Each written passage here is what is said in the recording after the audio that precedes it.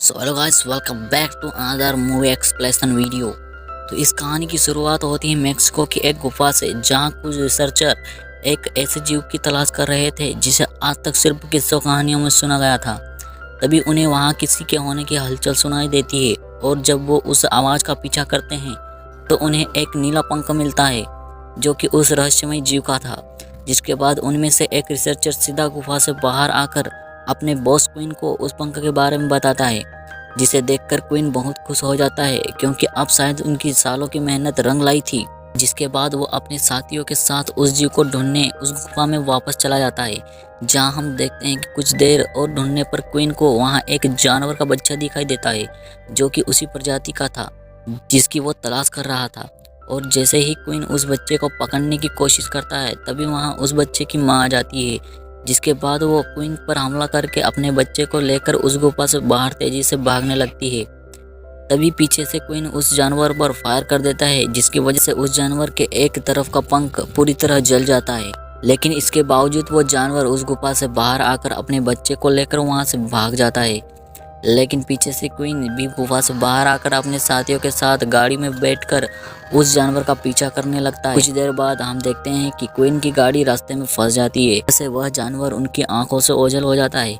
इसी बीच वह जानवर रोड से जाते हुए एक अनजान कार से टकरा जाता है, जिसकी वजह से वह और भी जख्मी हो जाता है।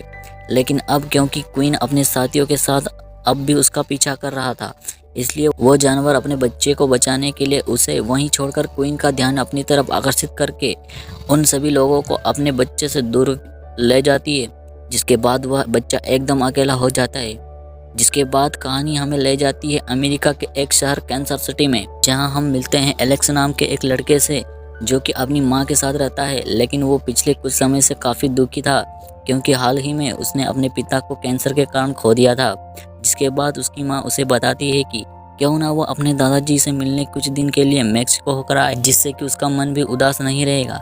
हालांकि पहले तो एलेक्स वहां जाने से मना कर देता है, लेकिन अपनी मां के बार बार कहने पर वह मान जाता है। इसके बाद एलेक्स अकेले ही मेक्सिको के लिए निकल जाता है क्योंकि उसकी मां काम के चलते उसके साथ नहीं जा सकती थी।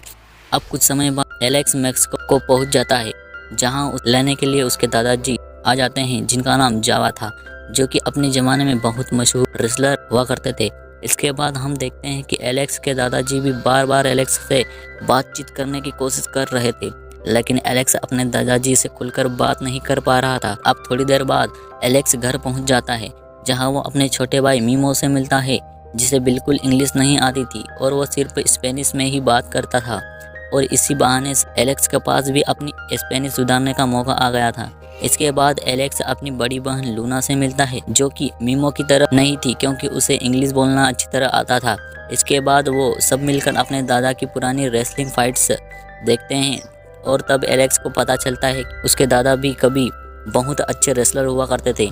लेकिन एक बार ऐसे ही किसी फाइट्स में उन्हें सिर पर काफ़ी गहरी चोट लग गई थी और इसी वजह से उन्हें रेसलिंग को छोड़ना पड़ा। दूसरी तरफ हम देखते हैं क्वीन अब भी उसी जीव के पीछे पड़ा हुआ था। तभी वहां क्वीन से मिलने उस कंपनी का इन्वेस्टर आता है, जो कि उसे उस जीव के बारे में पूछता है। और तब हमें पता चलता है कि उस जीव का नाम चुपकाबरा है और उसकी कंपनी ने क्वीन को वहाँ इसलिए भेजा है। चुपकाबरा के खून में कुछ ऐसी चीज़ें पाई जाती है जिससे कि किसी बीमारी को ठीक किया जा सकता है, इसलिए क्वीन को वहाँ चुपकाबरा पकड़ने के लिए भेजा गया था। उधर एलेक्स पूरा दिन अपने दादा के साथ बिताकर रात को उस घर में सो जाता है।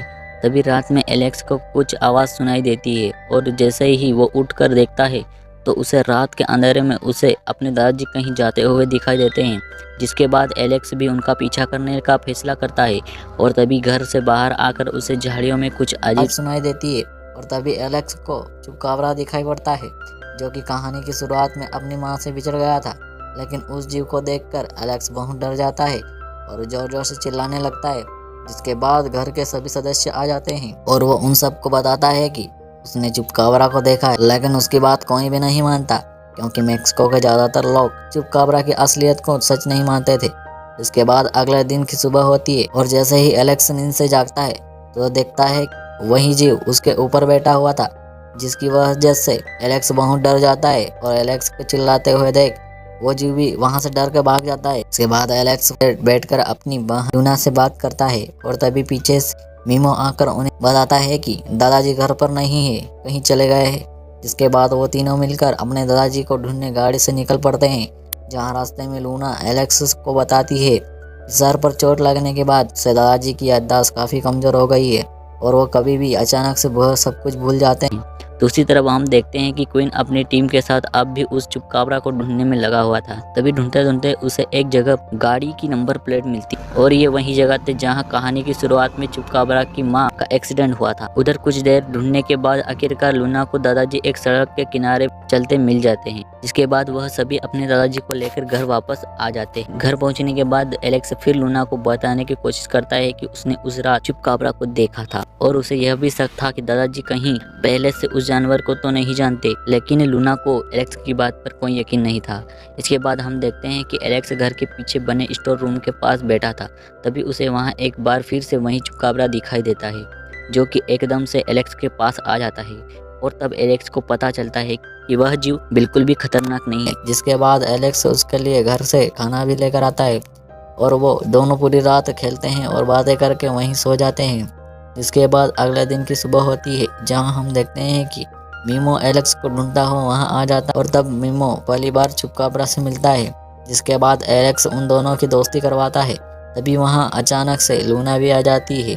हालांकि पहले तो लूना भी उस जीव को देखकर डर जाती है, लेकिन कुछ ही देर में लूना को भी वो जीव अच्छा लगने लगा था। अब सबसे आखिर में वहाँ दादाजी आते हैं। तब हमें पता चलता है कि दादाजी पहले से ही चुपकाबरा को जानते थे और कहानी की शुरुआत में जिस गाड़ी से चुपकाबरा की मां टकराई थी उसे दादाजी ही चला रहे थे। जिसके बाद वो उस जीव को वहाँ अकेला देखकर अपने साथ घर वापस ले आए थे। इस सब के बाद वो सारा परिवार मिलकर उस जीव को अब छुपा बुलाने लगे थे और ये दादाजी उन सब बच्चों को बताते हैं उन सभी को मिलकर उस जीव का किसी भी खतरे से रक्षा करनी हो। तभी क्यू अपने असिस्टेंट के साथ पहुंचता है। जिसके बाद वो दादाजी से उस चुपकाबरा के बारे में पूछता है और जब दादाजी से कुछ नहीं बताते तो मजबूरन उसे वहां से जाना पड़ता है। लेकिन अब तक क्वीन को दादाजी पर शक हो चुका था। हो ना हो दादाजी कुछ तो चुपकाबरा के बारे में जानते हैं।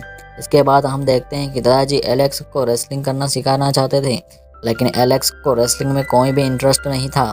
लेकिन जब बार बार दादाजी एलेक्स को चिढ़ाने जा रहे थे तभी एलेक्स गुस्से में आकर दादाजी जोर से धक्का मार देते हैं और तभी जोर से गिरने की वजह से दादाजी वहीं बेहोश हो जाते हैं। जिसके बाद लूना वहां डॉक्टर को बुलाती है और डॉक्टर दादाजी का इलाज करता है। उस डॉक्टर के वहां से जाने के तुरंत बाद वहां के सभी बच्चों को घर के स्टोर रूम से कुछ अजीब सी आवाज आ रही थी। जैसे ही वो वहां जाकर देखते हैं तब उन्हें पता चलता है कि क्वीन वहां पहुंचकर चुपकाबरा को पकड़ने की कोशिश कर रहा है। जिसके बाद वो सभी बच्चे मिलकर क्वीन को रोकने की कोशिश करते हैं, लेकिन इसके बावजूद क्वीन चुपकाबरा को बेहोश करके वहां से ले जाने लगता है। तभी एलेक्स अपने दादाजी के पास जाता है और बताता है कि क्वीन उस जीव को वहां से ज़बरदस्ती ले जा रहा है। और तभी हम देखते हैं कि दादाजी उस समय एकदम से सब कुछ भूल चुके थे और उन्हें उस समय कुछ भी याद नहीं था। यहाँ तक कि उन्होंने एलेक्स को भी पहचानने से इनकार कर दिया था।